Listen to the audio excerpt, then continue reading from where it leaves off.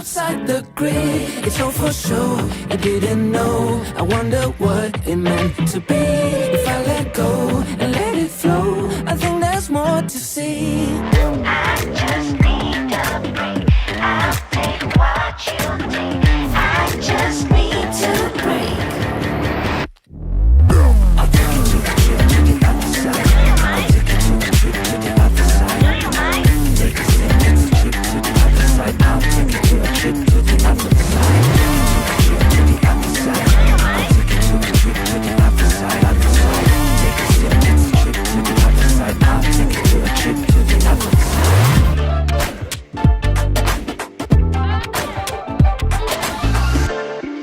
Do you just feel like there is no just left to see? Do you just wanna to rewriting down your script? It's all for sure, you didn't know. I wonder what it meant to be. If I let go, so let it flow. I think there's more in me. I just need a break. I'll take what you take. I just need to break. I'll take you to the trip to the other side. I'll take you to the trip to the other side. Take a step to the trip to the other side. I'll take you to the trip to the other side. Take a trip to the other side. I'll take you to the trip to the other side. Other side. Take a step to the trip to the other side. I'll take you to a trip to the other side.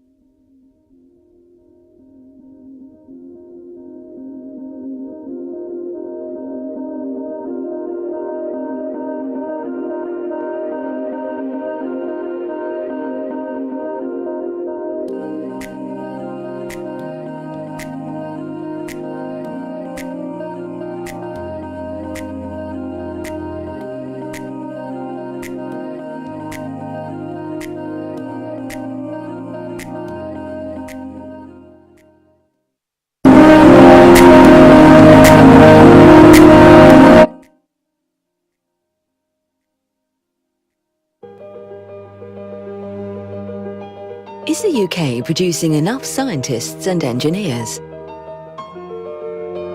Are the government and private sector spending enough on research and development? And how does innovation translate into internationally competitive industries and well-paid jobs? The UK Innovation Report from Cambridge Industrial Innovation Policy tracks these important questions and more. The report, released annually, puts the UK's industrial and innovation performance in a global context and brings together in a single place innovation and value-added indicators in a concise and accessible format. To remain competitive and thrive, the UK will need to modernise today's industries and reduce carbon industries whilst nurturing the industries of tomorrow. This will require a clear understanding of the interplay between innovation and industrial performance, making the UK Innovation Report an essential resource.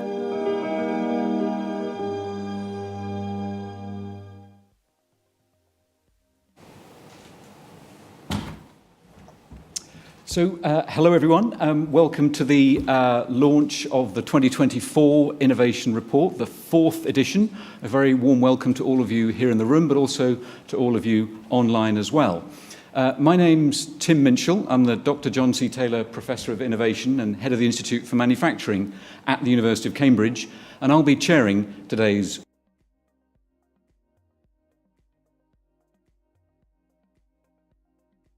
is some announcements. So, in the case of fire, for those in the room, for those in case of fire, these doors here are your exits. Please assemble outside in front of or next to a statue of one of our former monarchs, I believe.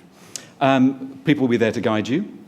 This event is being recorded, and this will be put up on our website in the next few days.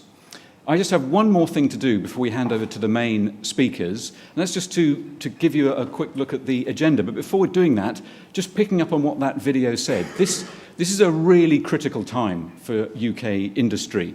And it's pretty clear that if we're going to maintain or enhance our industrial or international industrial competitiveness, to make sure we have an economy which is resilient, which is sustainable, which is equitable, we absolutely need to be supporting innovation as effectively as possible.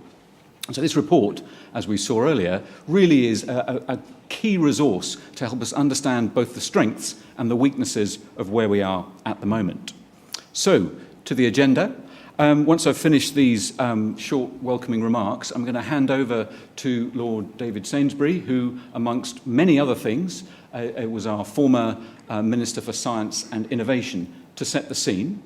Then we'll hand over to two colleagues from Cambridge Industrial Innovation Policy, a part of the team that produced this excellent report. And it's going to be split into two parts. So first of all, we're going to have Dr. Carlos López-Gómez will give an overview of the whole report. And then, as happens with every one of these editions, there's been a deep dive into one or more industrial sectors. And this year, the sector chosen is that of machinery. And Dr. David Leal will explain that and why that sector was chosen when he comes up onto the stage. Then we're going to switch to a panel discussion. And we have an outstanding panel, which we're very grateful for people giving up their time to contribute. And this is great because it spans industry, government, and academia. So we'll have a discussion with them, and then we'll open things up to the audience, both here in the room and also online as well. For those who are online, if you can just be typing any questions you might wish to ask into the comments field on YouTube, these will be picked up by our colleague Elizabeth and make sure that they are heard in the room. We may not have time to answer all questions, and if we can, we'll try and follow up afterwards on any particularly pressing ones. And we'll then draw things to a close at about 5:25 for a hard stop at 5:30. So, without any further ado, I'd like to invite Lord Sainsbury to the stage to give us a scene-setting set of words. Lord Sainsbury, over to you.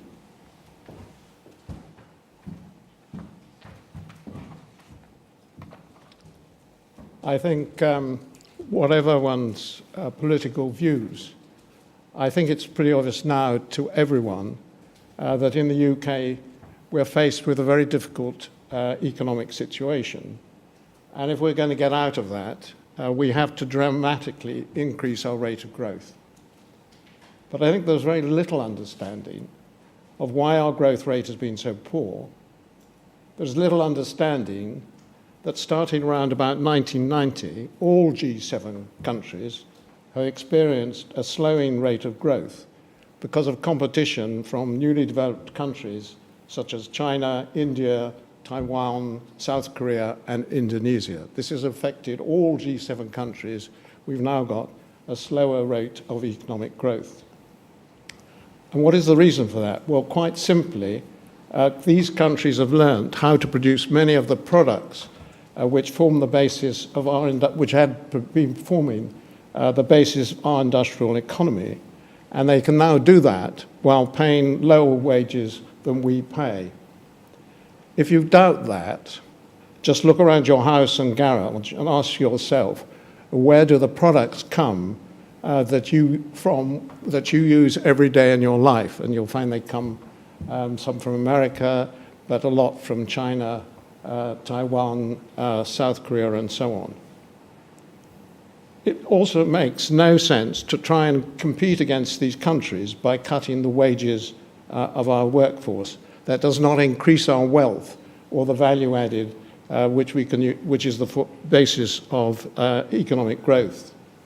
The only way we can compete is by creating competitive advantage in the new knowledge-intensive industries and services, where we can potentially create competitive advantage because of our superior scientific and engineering knowledge and skills. We are involved in what I have called a race to the top, and we have to increase our rate of innovation if we're going to be successful. Now, economists will argue that what we need to do is increase our rate of investment. But as most of you will know, capital today flows easily around the world. And it flows, as it's always done, to where there are the best investment opportunities created by innovation. If you're an investor sitting in London, you can invest in Silicon Valley, you can invest in China, you can invest in India.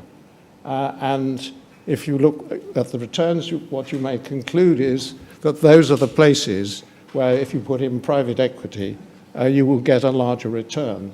So what that tells you is that you have, in every country, you've got to be competitive in terms of the profitability of your industry if you want investment, and that means innovation.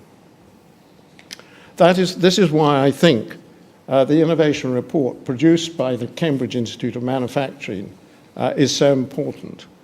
If we're going to raise our rate of innovation, it's not by making grandiose statements which say we are a scientific superpower, which is what often happens these days, but by systematically improving the innovation performance of our companies. And to do that, we need the excellent, detailed information that is systematically set out in the UK Innovation Report 2024. An extremely effective way of increasing the innovation and competitive performance of industry, as demonstrated by countries such as Singapore, today one of the wealthiest countries in the world, is the development of industrial sector strategies. And the development of such strategies needs to be based on insightful research on the performance of both British companies and their competitors in other countries. This is not a case, as has often been proposed in the past, of the government thinking it can direct the strategies of industry, nor is it about government handing out large chunks of cash to industry without there being an agreed strategy.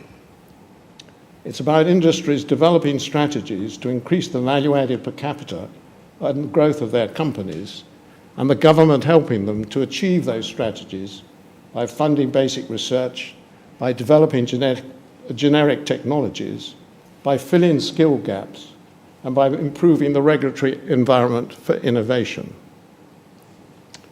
We need as a country to raise the level of R&D spending in industry and the skills of our workforce. We have an extraordinary record of scientific discovery, but we need to turn our scientific knowledge into new and attractive products which have a competitive advantage in world markets. and therefore can increase the value added per capita or wealth earned by our companies. And I think you'll find that the UK Innovation Report is a good place to start our thinking about what we need to do. Thank you very much.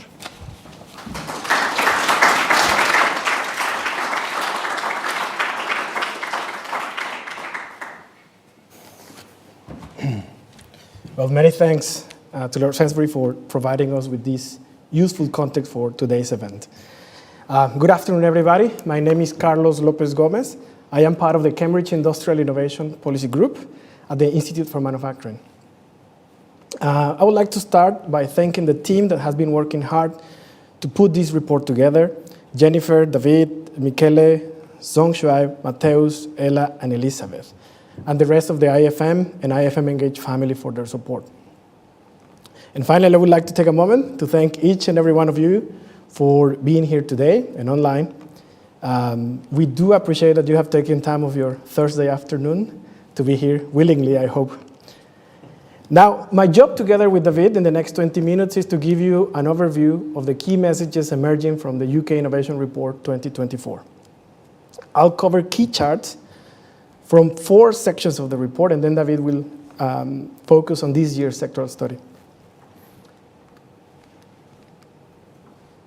But first, what is the UK Innovation Report and why do we produce it? The starting point, I think, as has been laid out already, is the recognition that achieving a healthy, prosperous economy requires industries that are innovative and produce well-paid jobs. There is widespread agreement on the importance of investment in research and innovation, and we monitor that very carefully. But we know less about how this investment impacts our industries and whether it's making them more competitive or not. And when we analyze what is holding our economy back, we tend to focus on answers at the macroeconomy level. Our colleagues at ITIF, a well-known think tank in Washington, describe this as economic doctors treating all patients as the same, failing to identify key attributes of the patient, such as age and weight, before issuing a prescription. Actually, effective policy design needs to start with a sophisticated understanding of how different industries vary and how specific factors affect their performance. And from this, what kind of policy medicine our economy actually needs. And the Innovation Report does exactly that. It makes a contribution by bringing together innovation and industrial value-added indicators from multiple sources in a concise and accessible format. And throughout the report, we try to understand the contribution of individual sectors to the national economy, comparing the UK with other countries. And now this is the 4th edition of the report, and we believe that together, these reports serve as a tool to have a national conversation about the interplay between industrial and innovation performance. Now, I won't go through the whole report, you will be pleased to know, but just to give you an overview of the structure. We structured the report around key policy questions that you see here. Is the UK spending enough on innovation? How are UK industries performing internationally? And is the UK producing enough scientists and engineers? We'll present 5 key messages emerging from the report. And I'll start with the first one. The first one is that the UK is a global leader in scientific research and innovation. But we seem to be living in 2 worlds that coexist in the UK. That was on the one hand is this scientific leadership, but on the other, the UK's industrial sectors are facing significant challenges. And this graph helps us understand why this is difficult, why this is important. If you look at the yellow bit, this is medium and high-tech manufacturing. We see that in 2022, it accounted for only 4% of UK's gross value added and 2.4% of employment only. But it represented over 37% of UK's goods exports and more than 40% of business research and development expenditure in the country. So quite a critical industry for the health of the UK economy for various reasons. Now, this chart helps us understand the disconnect between these 2 worlds. It makes a comparison of the performance of the UK with two leading countries, which is the US in blue and Germany in green, using some key indicators across simplified stages of innovation, research, development, scale-up, and value-added. We use the US as the reference, which is the blue line, so the level of the US in each indicator becomes 100. So on the left-hand side, you can see the first war. This side, especially around research. You can see that the UK in red performs better than US and Germany by far. But not only actually, if you look at publications per capita, the UK outperforms every single country in the world. And actually, if you look at the total numbers of publications, the UK is only behind the US and China despite its size. Other indicators tell us a similar story. UK is number 1 in the world for research quality, measured by citation impact, number 2 in the world for the number of Nobel Prize winning scientists. We have 3 of the top 10 universities in the world, and the UK is number 4 in the world for tech unicorns, which are startups valued at over $1 billion. But as you go to the right, and especially if we look at this bit of value added, you see the second world. The share of the population employed in high value-added manufacturing in the UK is much lower than competitor countries. Value-added per worker is less than half of that of the US. And if you look back, manufacturing value-added has declined from 16% of GDP in 1990 to around 8% in 2022, with over 300,000 manufacturing jobs lost over the last 10 years. These high-quality, high-wage roles are being replaced in many regions in the UK, as we have explored in previous editions of the UK Innovation Report, with low value-added services. Now, second section of the report looks at UK spend on research and innovation. After a change in methodology by the ONS, the latest estimate is that the UK expenditure on R&D as share of GDP, in blue, is 2.91% in 2021, above the OECD average of 2.72% in yellow. However, the UK still lags behind countries that are leading this indicator on the left, like Korea, US, Switzerland, and Japan. And as we can see in this next chart, the share of this expenditure that is funded by the government in the UK is still around 10% lower than the OECD average. The next section is around graduates in science, technology, engineering, and mathematics STEM. Now, compared to other countries, actually the UK has a relatively high proportion of STEM graduates at over 41%, as you can see in this pie chart. However, a key message that emerges from the report is that the E of engineering in STEM seems to be a missing piece. Within STEM disciplines, the percentage of graduates in engineering and technology in the UK was only around 15%, with significant underrepresentation of women. As you can see, this is the red lines there, that's the female participation. Women represent less than 25% of graduates in engineering and technology, as well as computing in 2021-2022. If we look at the labor market, this is important because at the beginning of 2024, 12% of firms in manufacturing and 7% in ICT said that they were experiencing a shortage of workers. Now, finally from me, net zero. This graph shows in red, the red columns, that the UK's GDP doubled in the last 3 decades. And the yellow line shows that the country has achieved a 40% reduction in greenhouse gas emissions during this period. So we can say that the decoupling between emissions and growth is going in the right direction. But much more work is needed because we need to take the yellow line all the way to zero, or net zero, by 2050, which is the national target.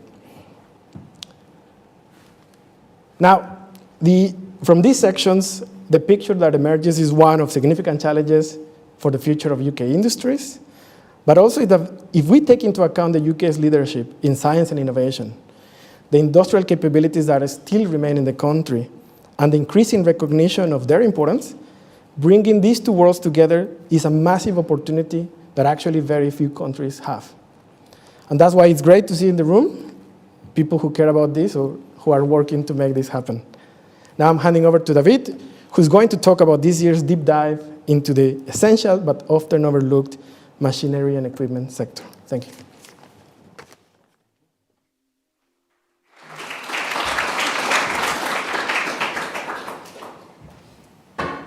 Thank you, Carlos, for the introduction. Good afternoon. My name is David Leal. I'm one of the co-authors of the report, and my task today is to take you through Section 3, as Carlos mentioned, which explores the performance of the machinery and equipment manufacturing sector in the UK.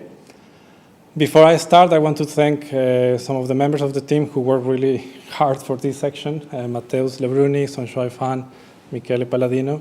And also I want to thank all the people from industry and the government that we consulted, that we interviewed to collect evidence for this. So thank you, everyone. Now, you may or may not know, every year we choose one or two sectors to analyze in detail. In the past, we have done the pharmaceutical sector, automotive, aerospace, and food and drinks. And this year we have chosen machinery and equipment. And the reason is why. There's a simple answer, is because this sector makes a significant contribution to the UK economy. As you can see on the left, it represents 7% of manufacturing value added, 6% of manufacturing employment, and 11.5% of manufacturing exports. And in addition, it has, in terms of labor productivity, it has a 37% higher labor productivity than the average for manufacturing as a whole, and 60% higher than the whole economy. That's the direct impact of the sector. But also, this sector has an indirect impact in the sense that it's an enabler of productivity and competitiveness in other sectors of the economy. So the machines and the equipment that you produce for agriculture, for construction, for manufacturing, and for services, this is what allows other sectors to be competitive, no? So that's also a significant impact, and that's what makes it important. Now, if we move into the data, this table shows you data from the OECD for OECD member countries, and it shows you value added in $1 billion, employment in thousands, and labor productivity, which is the ratio between employment and value added.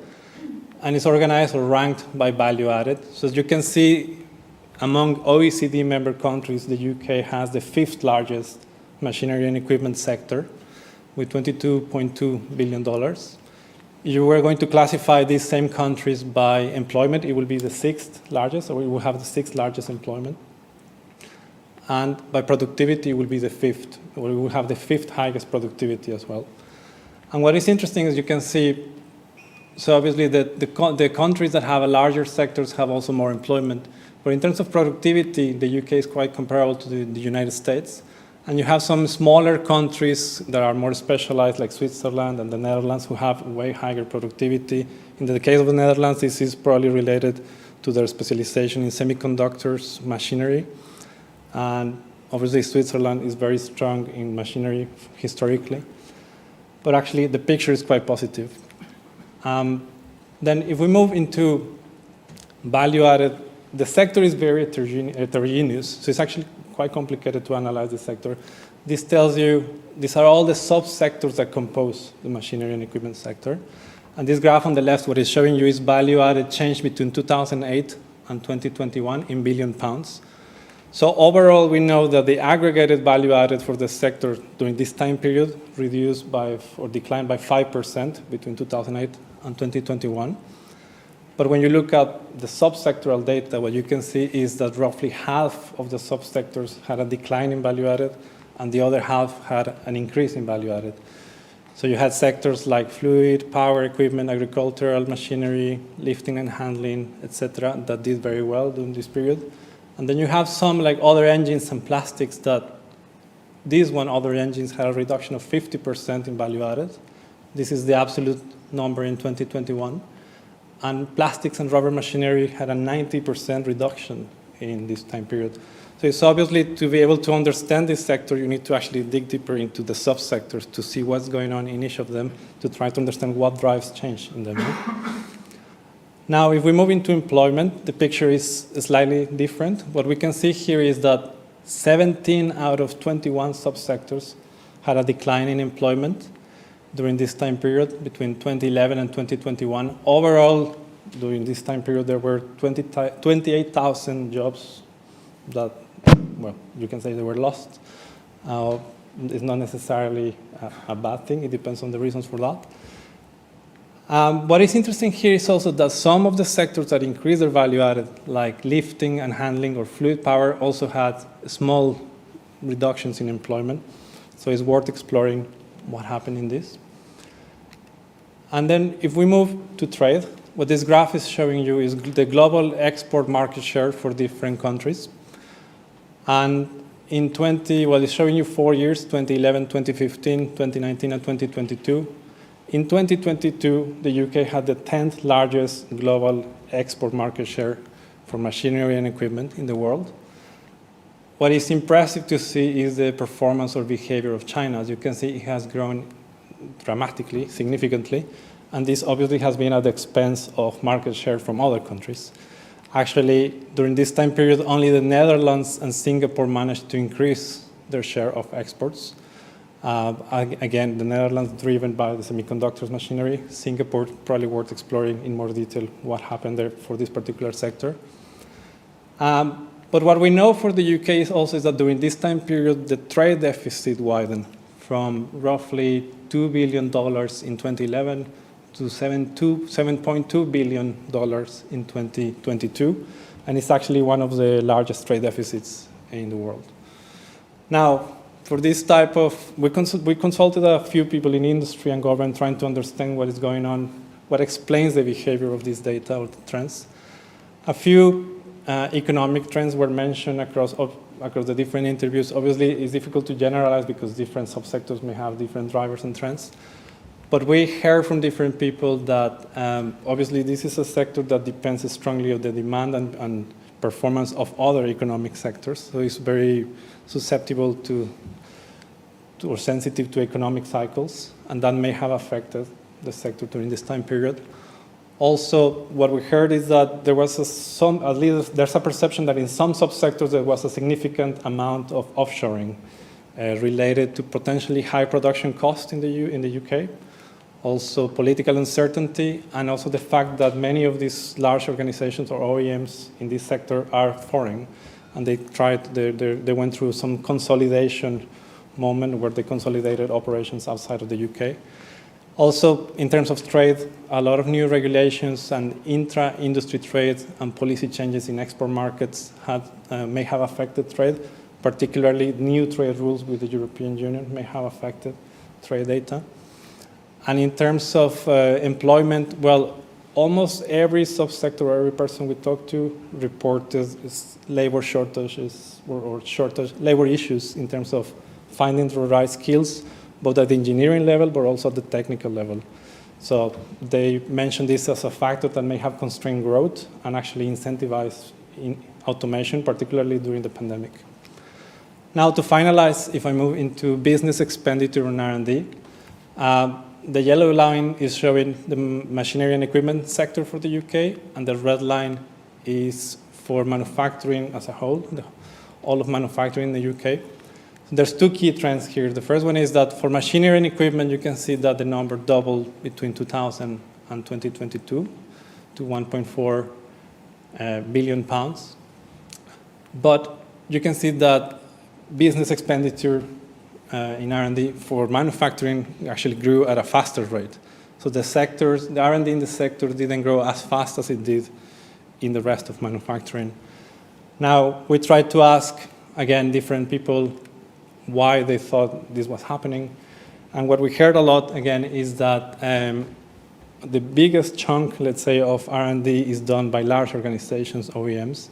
And for many subsectors, these organizations are foreign. So there was a perception among consultants, stakeholders, that a lot of the R&D investment decisions are made abroad. And in some cases, other countries are favored, or the home countries of these organizations are favored.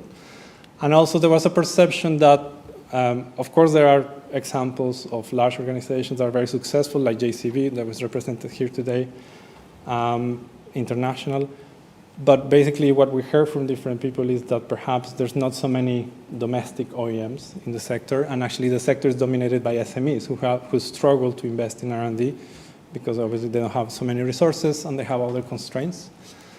Now, when we try to understand what innovation trends are driving the sector, it became clear from hearing or listening to different people that product innovation related to sustainability is key to competitiveness in this sector. So companies are really competing on putting out there in the market products that are more sustainable in different subsectors. So some examples, for example, for mining, quarrying, and construction equipment, what we heard is big need to innovate to be able to adapt to the European Union's Stage 5 emission standards for non-road mobile machinery that aims to reduce particulate emissions and NOx emissions.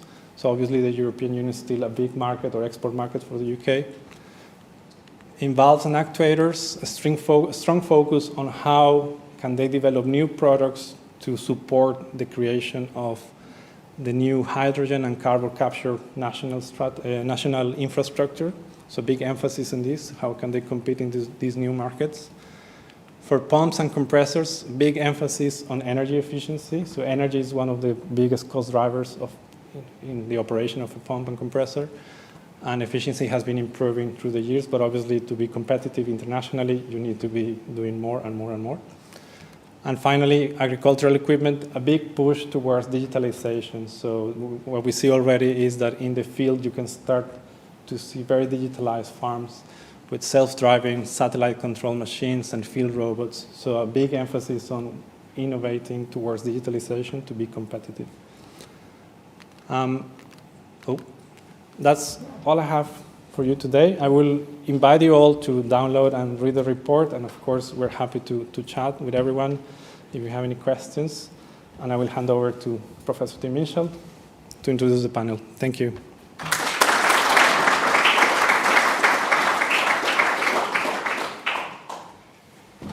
Thank you very much, and thank you for setting the scene so well and giving that really helpful overview, both of the whole report and also of the specific sector chosen this year. Now, could I please ask our panellists to come up on stage, please? And whoever is sitting over on the far side there, could I ask you to be particularly careful that you don't fall off the stage, as the chair is precariously close to the edge. Ah, yeah.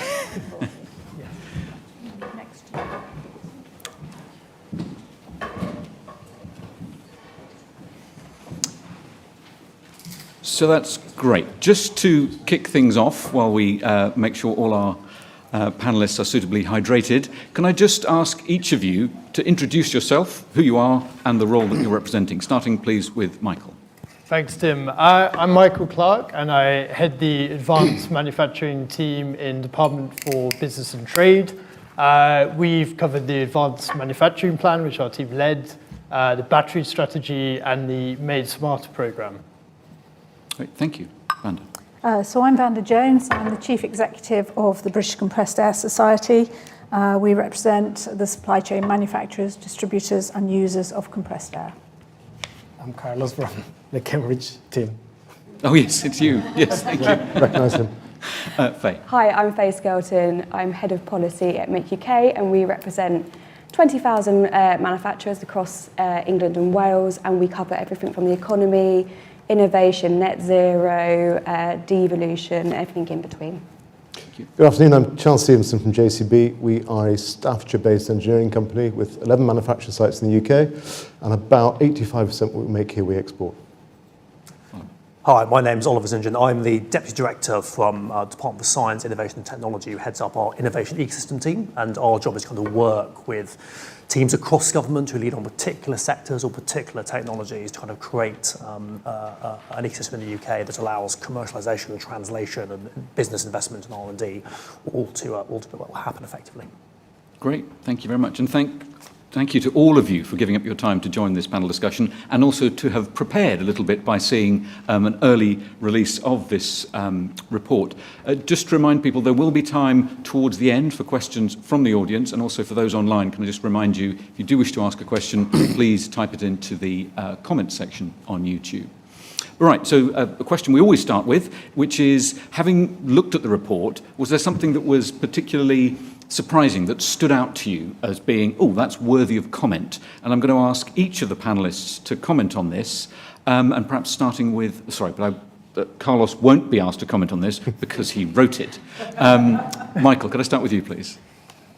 So firstly, we really welcome the report. I think that it's fantastic to have the evidence and analytical base, and I really liked Carlos's introduction about the economic doctor and needing to know the patient. And I think the machinery and equipment deep dive is particularly welcome. I think a real reminder of the heterogeneous nature of these sectors. I mean, we talk about manufacturing, but you really need to understand each sector within that, as well as the kind of common challenges across it.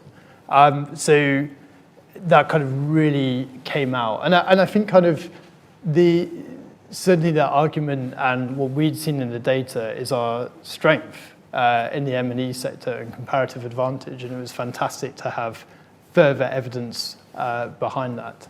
And it also kind of reinforced some of the common challenges, which I think are long-standing in the UK, which Lord Sainsbury talked about at the start, particularly the commercialising research, some of the challenges around skills, which really kind of came out in the report, and also on some of our supply chain issues across that. So I think it really kind of adds to that evidence base. And finally, I think the real strength of this as well is to kind of look not just at the UK, but to compare internationally and to really kind of place where is this a kind of European-wide challenge, regional, global, or UK specific.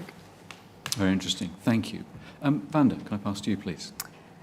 Yes, from our perspective, it was nice to see the equipment sector having its deep dive, because I think quite often it's that sector that underpins so much of what we do, but sometimes gets a little forgotten. And I think we've been through, our sector is very much an importer rather than an innovator based in the UK. We're one of these sectors that has European partners and investors. So for us, it was very interesting to see those numbers and see how that works in other countries. And I think perhaps also for me, perhaps a little more focus on the servitisation, whether you like that word or not, of how this sector works. And that I'm sure we'll come on to later with the impact of other parts of the report. Great, super. Thank you very much. I'll just skip over you, Carlos, if I may. Faye, please. Yeah, I think one of the most sobering things I read, which not a huge surprise to myself, was the amount of STEM graduates we have in this country and how that converts into, I think it was 12%, into engineering and manufacturing roles and jobs. And a key part of it, particularly for Make UK, is how do you change that perception that manufacturing is actually highly exciting, it's high tech, it's digitalisation, so that actually you only see what you know, you only know what you see, and that is something we perennially think about in Make UK, about changing the perception of manufacturing plants not being dusty and full of men. I can say that I'm a woman. So yes, that was really sobering, and it's something that we will definitely be using as sort of part of our policy making. Great, thank you. Charles? Yes, but 28% of those engineers end up in manufacturing, which is the largest sector for engineering, which I'm delighted to see. Look, to paraphrase a great British export, yes but no. The machinery and equipment sector is strategic to the UK economy, makes direct contribution. 11% of export, 7% value add, 6% of jobs in the sector, which is great to see. The machinery sector is 28% of the European output, which is fabulous. However, productivity aside, this sector has recorded poorer performance in the UK economy as a whole, and UK manufacturing too, which indicates to me it is yet to recover. Interesting. And Oliver? Obviously, inevitably being end of the line, I've got something less original to say. But I really agree with stuff that's been said so far. And the report is massively useful, I think, for us as kind of policymakers. I think my sort of big reflection on it was actually, if I think of the stuff around kind of net zero, where you can really see, and I think it's quite sort of striking to describe it as that kind of that decoupling of the economy from kind of dependence on carbon. And I think what really hits me as a policymaker in the R&D space is that is a direct result of innovation and R&D. And it shows that it's possible to kind of align, I think, those grand government objectives with the interests and the needs of businesses to have a material impact on the economy and beyond the economy, on people's lives and kind of those wider objectives that kind of government and the world has. So yeah, I think it's really hit home the power of innovation to enact change and why it is worthwhile investing in and driving that kind of change. Excellent. Thank you all very much for that. Sort of, I guess, two broad messages. One is somewhat of a disappointing one, that some of the things we've known about for years are still true. That issue of STEM engagement in manufacturing, more broadly, and particularly the gender issue, that's problems we've known about for years, huge efforts are being put in, and we don't see the numbers changing dramatically. But also the positive, the effect that is being had on things like the targets move towards net zero. It's really encouraging to see. But what I'd like to do, if I may, is just drill down a little bit into some of the specific areas of the report. And this issue of the phrase that has been used for years and comes up again in the report, that of we're good at science, less good at innovation, less good at the industrial scale-up of what's going on there. And while I'd welcome comments from everyone on this who wishes to comment, could I maybe start, Faye, with you, if that's okay? Because the statement is made, there is data to support it, but do you think it's an accurate perception of what is actually going on still?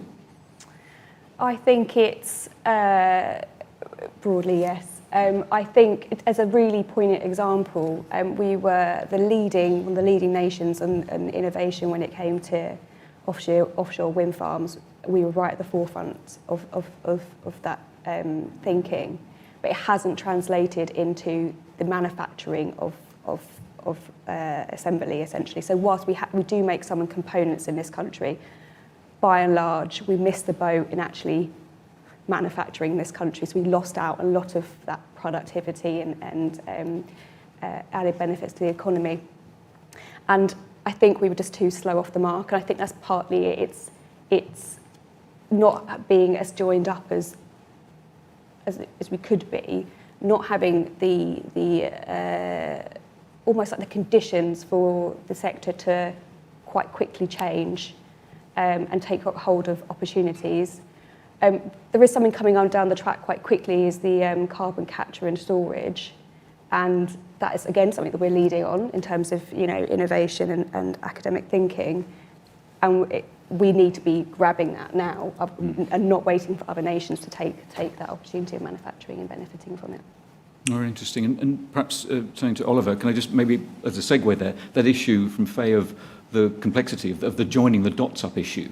Can you comment perhaps on that, if that's what you feel is one of the problems? So I think it's worth saying. I mean, I think when it comes to kind of harnessing our kind of scientific capabilities into kind of growth, productivity, and industrial strength, I think we know that's one of the big challenges. It's definitely worth saying there are some really good news stories here, particularly I think when you look at some of our kind of emerging industries, look at places like Oxford, the kind of quantum companies spinning out of that kind of base. The UK has real strengths in this area. It's worthwhile. It's kind of worthwhile recognising. I think when I kind of reflect on this, I think what kind of is really important to me is that, I speak of this in kind of sort of the government policy perspective, is it's not all about just the amount of money that government spends investing in kind of R&D and innovation. That is really important. That is part of the reason that we have been increasing its kind of record levels. But I think you've really got to think about this as a kind of from an ecosystem kind of perspective. You've got to create an ecosystem which the different levers allow that public investment ultimately to be more effective, to deliver more value to businesses, and so to drive more investment from businesses in kind of R&D and innovation. You've got to create those pathways that allow a founder, an academic sitting in a university to take an idea, commercialize it, create the networks and gain the experience to turn it into a new company. You've got to create the financial environment where actually that small spin out can kind of gain its initial grant, its kind of first investments. And then you've got to kind of create the kind of growth capital environment that actually allows those companies to scale here in the UK in a way that kind of delivers benefits to the country. And I think that pathway of the business has to sit within a wider ecosystem ecosystem, because we need that business to be able to, to go to a science park that has the ability to expand, to connect to infrastructure. We need that business to be able to access the skills that allow it to kind of grow and scale. And I think it's just critically important that as policymakers and as everyone in this kind of space, you're thinking about that ecosystem at all times. It's why I think from the DCA perspective, we're a department set up actually to think about the ecosystem. It's why we have our science technology framework that tries to conceptualize the different components of that ecosystem and wants to kind of pull them in a coordinated manner in order to kind of deliver change. Anything I say on that kind of ecosystem point is I think it's really important to kind of to solve this challenge, to have that kind of cooperation between central government, local leaders and businesses themselves, because each of them has a lever it can pull. Each of them has insight that it can bring to the table to kind of shape and create those kind of ecosystems you want, particularly when you think about those ecosystems from the kind of the cluster-based perspective. How are we creating those clusters of R&D intensive firms in kind of one place? And that kind of cooperative working, I think, is the way ultimately that we will maximise the benefit to our investment in science, turn it into kind of productivity and growth. And it's what we are working hard to do, underpinned by the great data and insight we get from reports like this. Great, thank you for that. So one of the things that I guess is always troubling and reflected in some of the data we've seen is the specific challenges of manufacturing scale-up. And we have colleagues at the IFM, Owen O'Sullivan and Ronan Daly, looking at this issue. And this idea that there's multiple journeys. There is the technology scale-up, there is the technology development, there's also the business scale-up, there's also the market scale-up for any of these new products, but also the manufacturability scale-up. And I wondered, I'm prepared for this one, but Michael, any comments on that? How we link into the advanced manufacturing side of the scale-up problem that faces us? Yeah, look, I think clearly one of the issues, and I think, again, this was framed as a kind of UK growth, and I think the evidence going back to, I think, the 90s is a low level of investment across the economy. And you have a sector like manufacturing, which is capital intensive, and clearly that is a huge element of that. So I think kind of getting an increase in investment is absolutely part of that, how you scale up innovation in the UK, particularly in manufacturing.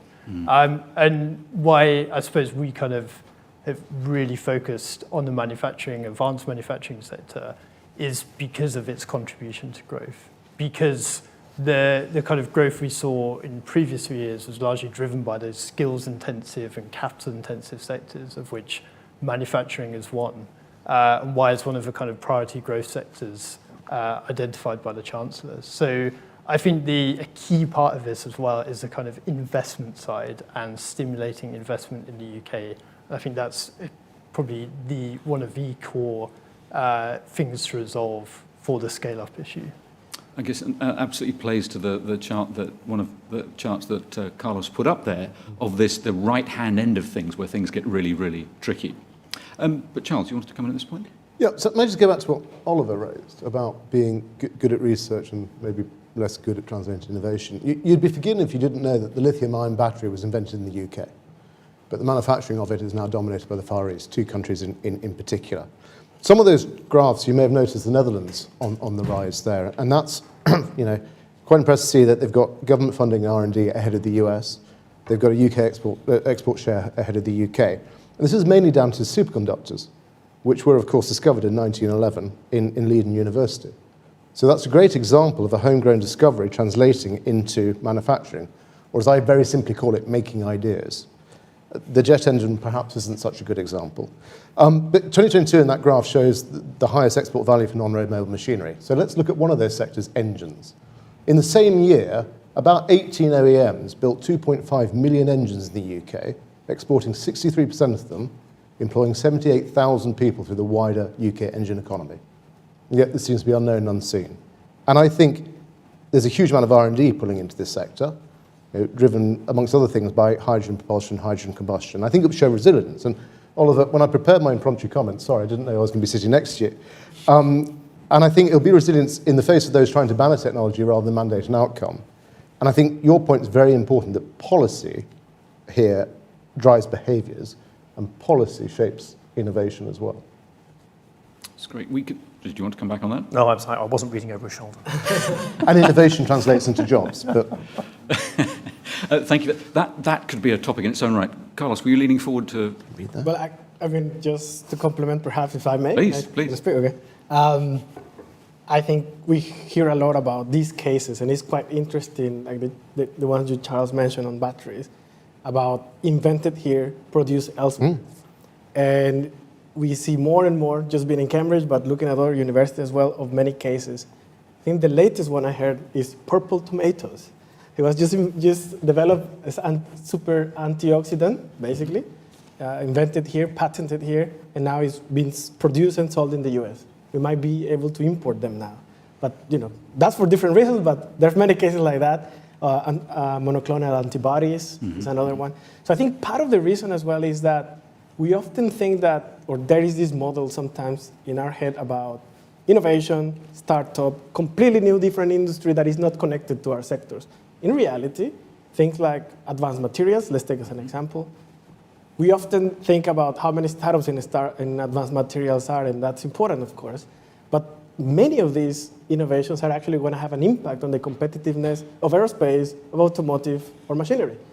And then we need to improve our understanding of how sectors renew themselves and remain competitive, and don't think that these new shiny things are going to create sectors that have nothing to do with our current structure, and they're going to save us from all these issues that we're facing. I think that is part of the issues, but I'll leave you with the purple tomatoes, which is very good. Thank you for leaving us with purple tomatoes. Appreciated.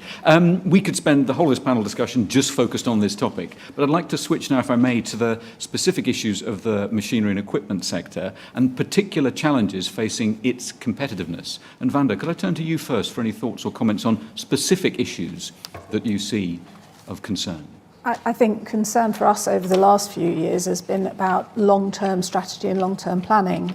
Asking people to invest when they're not clear what the legislative and policy framework is going to look like is very hard for manufacturers. And as I said earlier, most of our manufacturers are European-based, and you see the conversations that go on around the UK landscape and how they're going to interact with us in the future. So I think policy making is absolutely critical.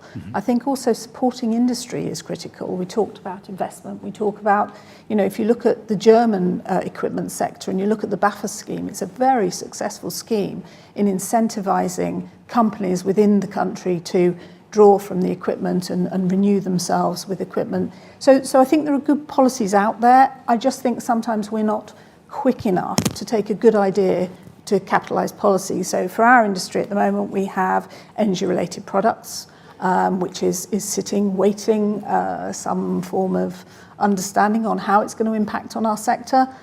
Until our sector understands, then the investment and the move forward is very difficult for any manufacturer, whether it be to import to our country or to create here and export.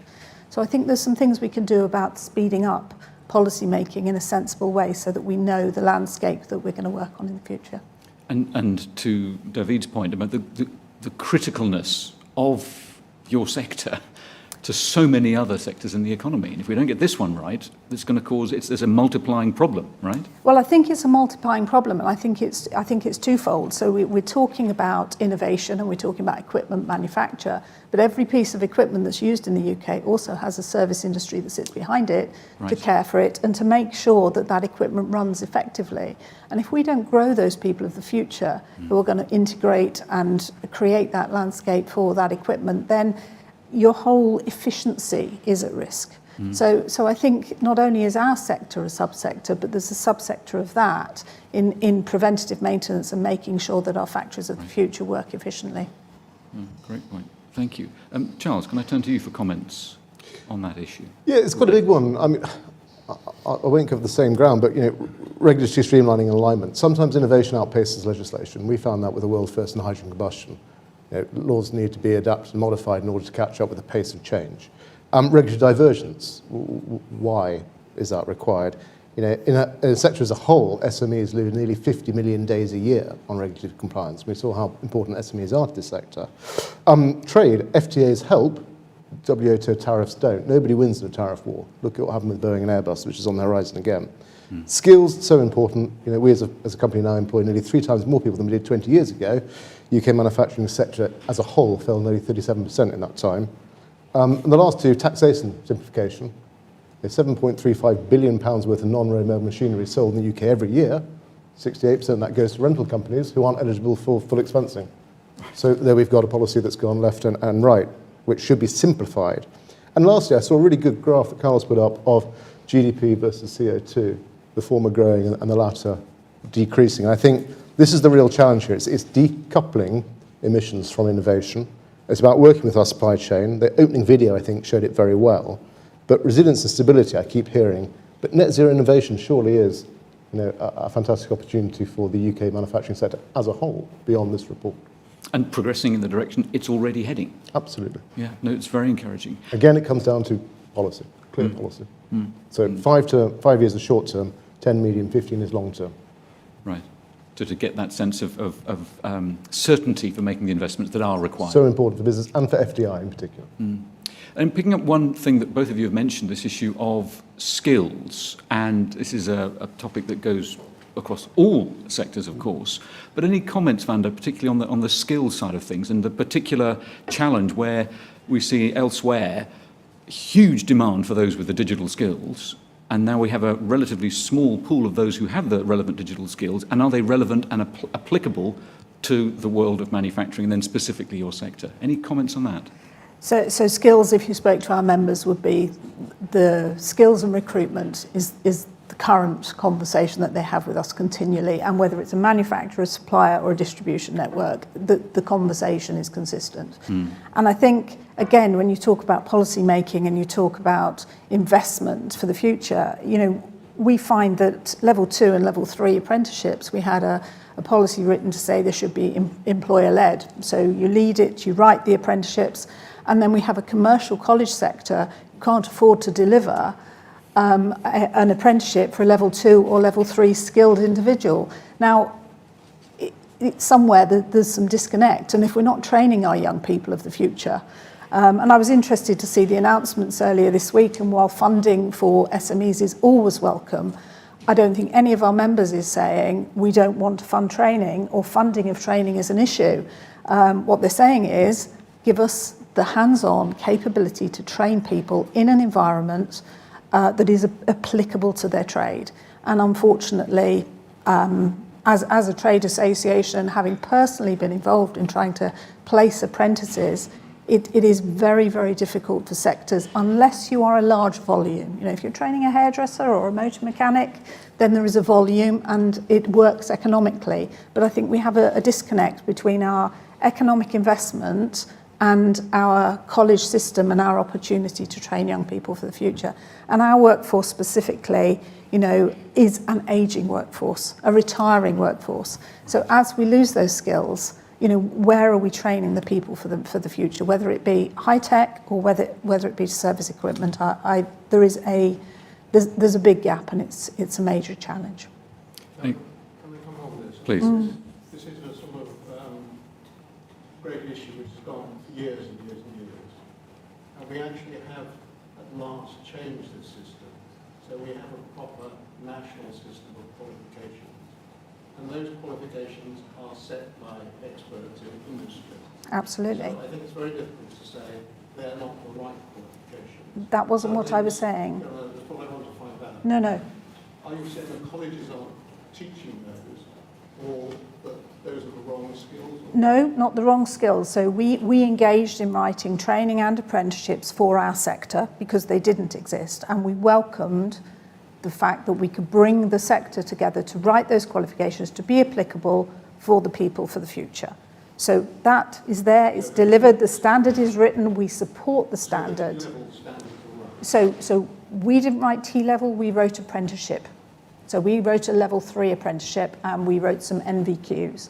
The challenge we now have is, as soon as our apprenticeship is banded at 14,000, the colleges are not interested because they can't afford financially to deliver that to the people that we need trained. We're a small sector, arguably, So we're up against apprenticeships that will be banded at 28 or 30,000. We have no way of enhancing the banding.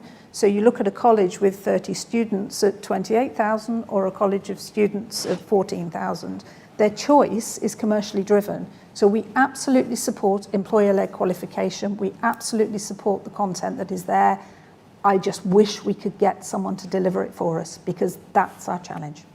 So the colleges, because they're driven by, it's because the colleges are driven by the value of those to them, is it? So there's the funding for the college. How much are they going to get paid for delivering the qualification? And then they will also look at the volume of students they've got coming through and whether they've got the skills to deliver. So there's three prongs, I think, in getting things delivered. But the first one, and always the first one for us, is the funding. How many students have you got? What's the banding of your apprenticeship? How are we going to deliver this commercially? And we haven't found one physical face-to-face delivery institution in the UK to deliver our apprenticeship. We're teaching it online, which is not appropriate in my mind for young engineers to do what we need to do. It's the only choice we have. But that is started with funding and then moves on to the other two sectors. So I support industry-led, absolutely think it's the way to go, but we need an education system behind it that can deliver those qualifications, because without them, we have no training. No, that's very interesting, because clearly there's some disconnect in terms of what the FE colleges are doing. Yes. And clearly one of the things is they've been so underfunded. Absolutely. That they're mainly in survival mode, and what they want to do, if you're in survival mode, what you do is you go for qualifications where there are large numbers of people to do it. And which are easy to deliver, isn't it? I think that's the problem. And I was on a call with the Make UK affiliate partnership yesterday, and there were three associations, not equipment related, in other sectors, having the same conversation. Okay. Level 2, level 3, we just don't have the funding banded given to allow those to be delivered through the FE system. It's just not happening. So one really clear message emerging from that, what seemed like one slide, triggers a whole load of issues that your sector needs doing. Sorry, I'll come to you in a second, Charles, but Faye, you wanted to just jump in? Just really quickly, I won't take up too much time, but the funding bands for the apprenticeships haven't been revised since 2010. Obviously, there's been a lot of inflation since then. And just a couple more stats. There are 66,000 vacancies in the manufacturing sector as of this month. And the average age of a manufacturing plant worker is 52. So it is absolutely compounded, yeah. Extraordinary. Charles? I wasn't trying to catch your eye, but I was aware that I was meant to answer this too. So, I mean, we're very fortunate that 28% of engineering and technology graduates come into manufacturing. That's good to see. But STEM skills are crucial. Engineers don't grow on trees. We're very fortunate that in 2010 we opened the JSB Academy, which takes 14 to 18-year-olds, 810 learners on. 82% of them will progress to level 3. We're lucky to partnership with Toyota, Bosch Restaurant, Rolls-Royce, National Grid, Harper Adams. So when we look at us as a company, we've got 457 apprentices on scheme today. 93% of those will complete their schemes. I'm delighted to say that after 2 years, 82% of them remain within the business. And I think in the post-COVID-19 world, engineers now have a global remit to go on. And then when we look at how you adapt to the future, one of my answers today was written by ChatGPT. And I'd be interested to know if anyone can recognise which one it was. That's a challenge for the audience in the room and online. Is there a prize if they get it right? Sure. If they're online, a drink on me. Thank you very much. Right. We could, again, each of these topics are so huge, but thank you very much for your contributions there. Can we just kind of push it out slightly and look at the broader manufacturing context now? And some of the figures shown in the report reflect a dramatically changing context. And Michael, can I ask you just to kick off with a comment on that contextual issue of how things in manufacturing are? Yeah, absolutely. So I think there's a great report by Make UK on public perceptions of manufacturing and the reality. And the gap is huge, right? I think we've all kind of experienced this, where if you ask, and I think it was on average, people replied, the UK is the 50th largest manufacturing nation, which I think is Kazakhstan. Yeah. Whereas we're kind of, I think last year we're 8th, now we're 11th. We're always kind of up there as one of the largest manufacturing nations. So I think and actually the kind of macro picture has been pretty good in the kind of last decade or so. So we've had the fastest productivity growth in the G7 in the manufacturing sector since 2010. We've also had the largest growth as a sector since 2015. Of course, and going back to the kind of analysis you presented, that's different across different sectors. Some are doing better than others, but I think the overall picture is quite a strong one. And I think that was kind of part of the rationale in the advanced manufacturing plan, was that we really want to invest where we have that comparative advantage. So we've kind of committed, and to the certainty point that was raised before, so we've committed to 2030, $4.5 billion into the future of manufacturing across some of our strategic sectors, as well as investing in our Made Smarter SME adoption program. But also, I think that the key point, which I think Oliver raised as well, is it's not just the funding, it's the whole business environment that drives the investment decisions and the decisions of businesses and companies to grow and expand, which is why I think just as important are those measures around full expensing, around getting quicker grid connections, and also kind of investment through free ports and investment zones across, as well as the skills issues that have been raised here. So I think that when we think about that overall picture, we have to think about making the UK the most competitive manufacturing sector, and that includes the whole business environment. It's not just the kind of pound signs behind that. Oliver, would you care to add to that? I mean, to say, again, I would agree. It's about kind of shaping that. It's about kind of shaping that kind of wider environment. And I think particularly, when we think about sort of attracting kind of R&D intensive businesses and investors to the UK, it's about shaping an environment where it is conducive for them to come and do their work, and where again, where they will look around the rest of the world and go, well, the UK is a pretty good place to be doing this. It's what I say. I think we're quite well positioned to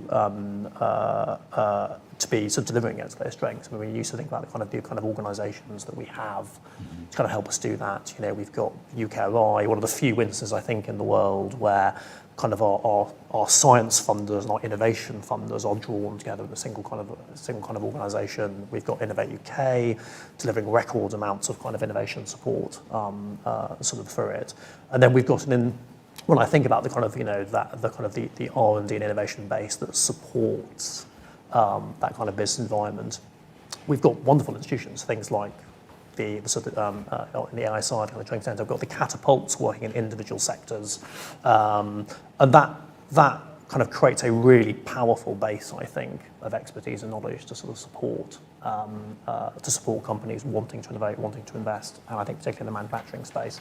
So a lot of strengths, I think, that we have to show if we can make them work.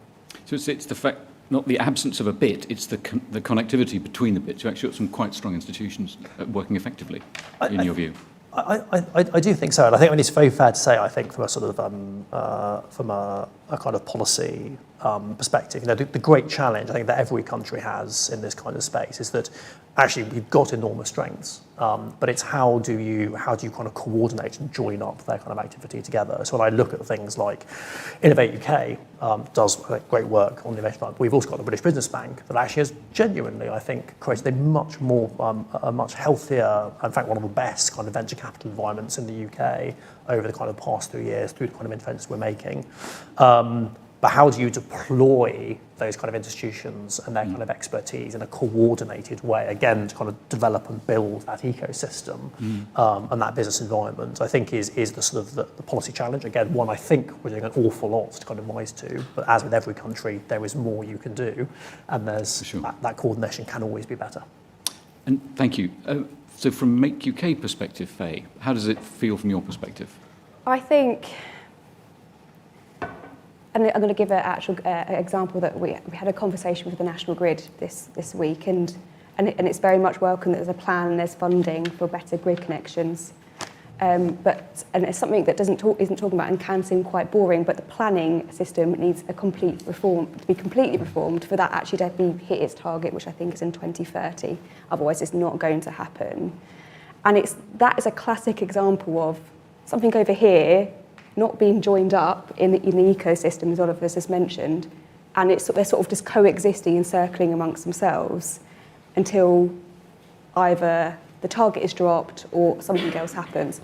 And we talk about this a lot at Make UK, and the Advanced Manufacturing Plan is absolutely welcome, and it's really good to see, and we support it, but it does only take you to 2030, and there does need to be a longer term plan. We know how are we weaving in our skills gap? How are we weaving in our export strategy? You know, we're in a different landscape to where we were 10 years ago. What is it we fundamentally want for this country, and how are we going to get that as part of our export strategy? You tie in all your innovation asks as well. You know, it's not an easy document because it's so widespreading, but we do need a plan. And actually there's been also conversations with manufacturers I've had where they more or less just said, we need certainty. There is no point investing before the general election happens because things have been liable to change in the last 8 years. And thank you for that. Something very clearly on the horizon. But in the context of the Advanced Manufacturing Plan, so before we open it up for questions from the audience and online, Michael, did you want to respond to that comment about the Advanced Manufacturing Plan? Sure. I mean, I guess the kind of core of it was a few approaches. One was one of our goals for kind of economic growth and manufacturing contribution is to increase investment.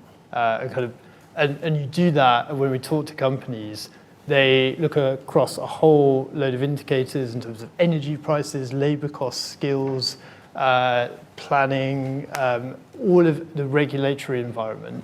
And so it's really about what can we do to kind of change that calculation and get the investment within the UK. And I think so in terms of that commitment of $4.5 billion increase again in the spring budget is out to 2030. That is broadly in line with the EU, broadly in line with the US. I mean, all of those go out to around the 2030s in terms of that plan. And as I say, I think as well as the kind of continuity of funding, I'd also say a lot of these programs, the Advanced Propulsion Center, the Aerospace Technology Institute, they go back to 2013, 2012. They're kind of long-standing institutions and a long-standing commitment to investment, and including our Office for Life Sciences as well. So I think that continuity and certainty is absolutely key to driving investment. Perfect. There's so much more we could cover now, so I'm just going to take an executive decision and say, let's open it up for questions from the audience. And could I start, Elizabeth, for any that have come in online, please? Thank you. How can we encourage and support women so they're better represented in STEM disciplines and manufacturing in general? Who'd like to take that one? Can I well, I don't know the answer to that, but my colleagues at the Women in Manufacturing Initiative at the Institute for Manufacturing, they're really working hard. I think there's a lot of support gathering behind this initiative, at least from the manufacturing perspective. I think that's going in the right direction. And yeah, I think we need much more in this area, but that's a very encouraging step that we see at the Institute for Manufacturing, because manufacturing is also for women. And Faye, you'd mentioned this issue already. Do you want to comment on that? Yeah, so I've got a stat actually from the perceptions report, which I wrote, so thank you, Michael. So we did a survey in 2018, we reran the survey in 2023, all sorts of perceptions to do with manufacturing.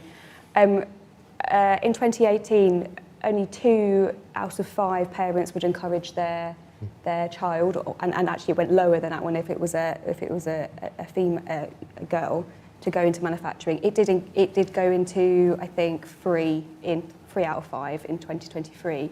And I think what really brought home is actually you need to. A lot of it is also when you get to school age and being able to do something and excel at it, but also what do your parents think of that sector? And that's also a key. Like, are we explaining to parents why this is such a fundamental sector, which all complete diversity can go into, whether that's your gender or race or whatever. It's really hard though, because when I go out to members, Make UK members, they inevitably are around the age of 52, actually, I would say, and there isn't much gender inequality there. So it is really difficult. Any other panellists care to comment on this issue before we... Please, Michael. Yeah, I was just going to say, I mean, fully support the Women in Manufacturing initiative and kind of working with colleagues across IFM and other institutions behind that. I mean, I absolutely agree. It's about the perception side. It's kind of, and actually, I think like this is really existential potentially for the sector. If you can't attract a diverse workforce and new entrants and retain existing talent, particularly around women and the diversity in there, then you're not going to have a kind of competitive manufacturing sector. So this is, and I think that IFM produced a fantastic recent report on this, and it's unfortunate to see the representation has actually fallen since the 1990s of women in manufacturing. So I think there's a huge amount to do here. I should just point out, I think that report we were part of it, but it was also with part of Interact, the project with Strathclyde and Aston as well. But yes, absolutely worth a read, but rather alarming reading. Just one quick comment as well. I've noticed that the manufacturing course we run at Cambridge, which has been running for many decades, was looking at the cohort there. Back in the 90s, we had a 10% female representation, and now we're up to 35%, which is a good start. It's still way to go. So change is happening. Other questions on, perhaps if we go to the room. Anybody has a question here? Please, could you just wait for the microphone? Thanks, Sarah. Thanks. So I'm Sarah Sharples. I'm a Chief Scientific Advisor for the Department for Transport, but actually I'm sort of here really as a Professor of Human Factors at Nottingham and also Chair of the Advisory Board to the UK Manufacturing Forum. So I'm sort of wearing two hats. I can't resist commenting on the previous question just before I ask my question. Please. Actually, we need to change the way in which it is possible to enter the career for engineering. We know that girls tend to choose subjects that do not necessarily give them the easiest pathway towards chartered engineering status. We know that from the statistics in engineering degrees in universities in the UK. And the engineering institutions, and I do work with the Royal Academy of Engineering on this, are still not flexible enough, in my view, in allowing entry from diverse routes into engineering professions. So I do think there are things that we can actively do to challenge the way in which we manage and support engineering careers as they progress. So I think there's, and I could talk for about an hour on that topic if you'd like, but I won't. I actually had a question about this perennial challenge that we have in terms of the translation of the excellence of the UK in discovery research into the reality of scale-up innovation and manufacturing. And I was just wondering what the panel's views were about where those blockers really are, because what I've heard, and I've been doing some sneaky sort of checking of some of the reports, and I had a bit of a penny drop moment. The Science and Technology Framework, that's sort of my Bible as a Chief Scientific Advisor, mentions, now I've written it down, mentions engineering 5 times, but 3 of them are in context of engineering biology, and mentions manufacturing once. Now, that's my fault as a Chief Scientific Advisor for not spotting that when we were helping the development of that. And then actually there's lots of mention of research in the Advanced Manufacturing Plan, but I'm wondering if research into how to make manufacturing and scale up better is something that's falling between those 2 ports, and I'd be really interested in the panel's views. Oh, great question. Thank you. Who'd like to attempt to start addressing that particular one? Oliver? So I come in. I mean, I welcome Michael's view as well. I mean, so I think that is absolutely a challenge that kind of needs to be addressed. I think we've really recognised some of the kind of big investments that we've made about that kind of importance of kind of bringing manufacturing, research excellence kind of together. So I'd use the example of the high value manufacturing catapult actually. And a really, I think, significant government investment that is focused, I think, on bringing together universities, manufacturing firms. And to my point about ecosystems, one I think that has really been creating around it that kind of ecosystem of kind of skills, expertise, that's kind of really kind of creating a kind of world-leading kind of locus, I think, on sort of applying science research ideas in the kind of manufacturing domain. Of course, like an area that we undoubtedly we kind of want to do more in, but I think it's a really good case study of where we're doing not a bad job at all. Oh, welcome other views. Please. I think maybe three things on that. Firstly, I think I've talked a lot about the business environment, but I think that's absolutely crucial to all of this and scale up.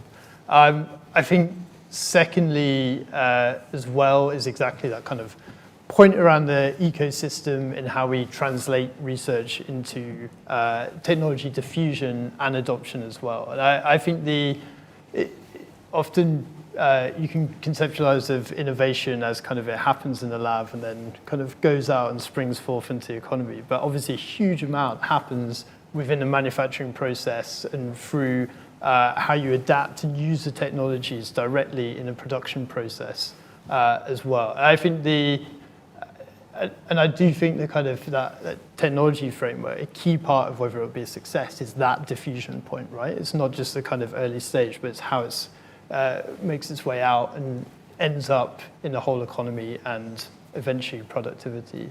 And then finally, I suppose in the kind of advanced manufacturing plan, and one of the areas we're working on at the moment is around scale-up finance, which is one of the issues that a lot of businesses and innovators, particularly kind of startups, really spoke to us about, and that kind of tricky ticket item between 10 and 30 million. And that's just a quick plug. We're going to do a call for evidence on exactly that issue to kind of really understand that sector more and how it's kind of functioning, where there might be kind of further evidence of is that one of the key issues here. And I wish we could spend so much longer on this great question, but some of the evidence has shown that where there is scale-up funding, it tends to be for non-manufacturing companies, where the ability to scale the delivery of a service company or a software company is still very challenging, but very different from an advanced manufactured technology. So I guess is there something around that we still haven't quite got right? I don't know. Carlos, did you want to add any comment on this point? I think I would just go back to this point in the report about the two worlds. And we need to think of those two worlds in conjunction. I think it is really surprising how many times you talk to scientists in different universities, or colleagues working in biotech, for example, and you ask them, what is this research applied, or where is it going to be scaled up, or which kind of companies are you working with in actually applying? Well, they say usually other countries. Examples just right now we were talking in the US, or a lot of the plant science that we do in Cambridge goes to Switzerland. So I think it's not necessarily a bad thing, but we just need to have that picture of how those two worlds interact and what kind of industrial competitiveness the research is benefiting, not only because we want to think about it strategically, but also because we forget to ask what kind of priorities in terms of technologies our sectors require. And how can we bring those two worlds together? So I think we need to have those questions at the same time. Excellent point. Thank you. Charles, Can I just add, Dr. Sharples, good to see you again. R&D takes capital investment, which comes with a level of risk. And Oliver talked about creating an environment that's conducive to the business. I think we need to sort of have a look and think about whether it's homegrown or foreign direct investment. How do we make the UK an attractive place for people to invest in research and development and then translate that into products, manufacturing, and ultimately jobs? No. Great point. Please, could you, the microphone's just coming, thank you. Can I just comment on this, because actually it seems to me now that there is actually a very good explanation of this, and the explanation is in Paul Nurse's report looking at the whole research environment, and it's quite clear we put huge amounts more of our research money into the universities, and that's how we get our great reputation on science.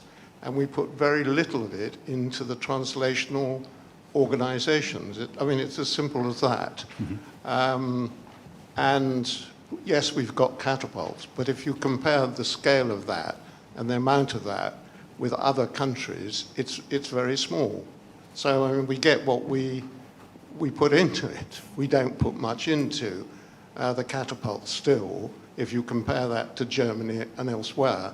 And it's actually got worse, because if you go back 20 or 30 years, we did have quite a lot of organizations which were about translation of basic research into industry. And what we've done is we've tended to privatize those or not renew them, and the result is we have less institutions doing that. If you look at that, just what the institutions are that we have, and then you take essentially Industry 4, digitalization of industry, every other country, say 20 years ago or 15 years ago, immediately set up a network to diffuse Industry 4 knowledge to industry. What did we do? Well, we first of all abolished the advisory manufacturing service, which was a way of doing this. We then sort of waited 10 years and started doing institutions to develop Industry 4. We then stopped that when we had half covered the country, and we didn't actually do it very well. We didn't actually use institutions which had engineering knowledge to do it. And only now are we just actually completing that network around the country.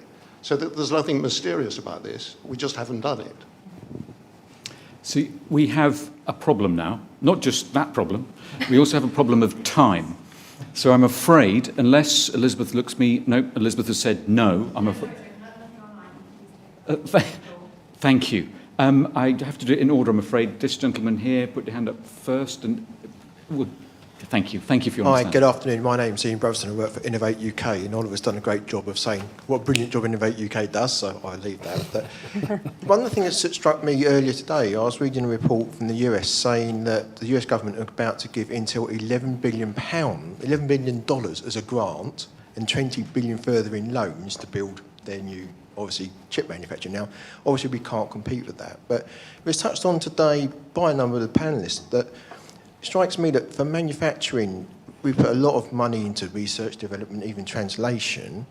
Are we putting enough support into actually just building the buildings and the plants themselves, which is where certainly Innovate UK can't put its money.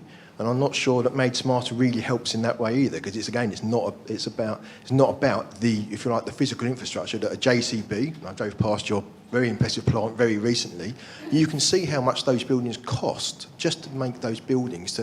And have we got, people mentioned grid connections, so is that as big an issue as the translation issue that Sarah rightly brought up? Could I ask for one person on the panel to give a concise response to that massive topic, if they wish to? I'll quickly Faye, go. thank you. Yes, quite frankly, I think infrastructure, both digital and physical, and also the buildings, is a huge issue. And just going back to the first point, actually, we, as a country, over the last 30 odd years, we've made a decision that manufacturing isn't going to be one of our sort of key sectors, and that's how we've got to this point. Which also leads into infrastructure goes wider than manufacturing. But if you can't move your people between different cities, particularly in the north, how are you going to be able to get the best people working for your plant? And it just doesn't happen. I wish there was more time, but I'm afraid we do have to draw things to a close here, unless we have. Am I being given permission? Thank you, Elizabeth. Special permission for the final question. I'll try to make it quick. Thank you. This is working. Eric Aitman from Imperial College. So a specific thing, but perhaps an exemplar of how thinking could be more joined up. Faye mentioned quite rightly we missed the boat on turning our huge investment in wind farms into a wind farm manufacturing industry. Lost out to little tiny Denmark on that one. We are, over the next 10 years, I would say, going to encourage and perhaps even mandate the expenditure of tens of billions of pounds on heat pumps in this country. How can we make sure we don't miss the chance of having an advanced heat pump manufacturing industry at the end of those 10 years? This seems to be a kind of open goal, potentially, for us. Wow. Thank you for another great question. Who'd like to take that one? Michael is indicating he's willing to. No, look, so I guess as part of the manufacturing plan, as part of that was the investment in green out to 2030, I think of over 1.2 billion. On heat pumps and heat pump manufacturers, I know colleagues in the Department for Energy are working on a program around support around manufacturing. So I mean that's absolutely right. There's a huge opportunity there. I think as we've talked about today, the two big transitions and actually the two big waves of investment are on net zero and digitalization, and that's absolutely what we've got to capture. Right, I'm going to have to draw things to a close here. Thank you very much for that. I have a few final comments to make, if I may. First of all, a big thank you to all of you, both in the room and online, for joining us here today. It's much appreciated. Thank you to our speakers for setting the scene so well. Thank you to all the panellists for preparing so well and responding to so well to some of the broad issues of that report. And also thanks to all those who contributed to the report as well. There was a huge amount of input gathered, and we're very, very grateful for that. And if you're interested in being part of the next edition, the 5th edition, please get in touch with the CIIP team. That same team are very willing to come and talk at your organisation should you wish to know more about the report. Please do download, read and share the report. As we've seen all the way through this, it provides that essential data we need to make sure we can support the UK's ongoing industrial competitiveness, and we're not short of issues that need addressing. So with that, I'm just going to say, could you please join me in giving our panellists in particular and our speakers a very warm round of applause. Thank you.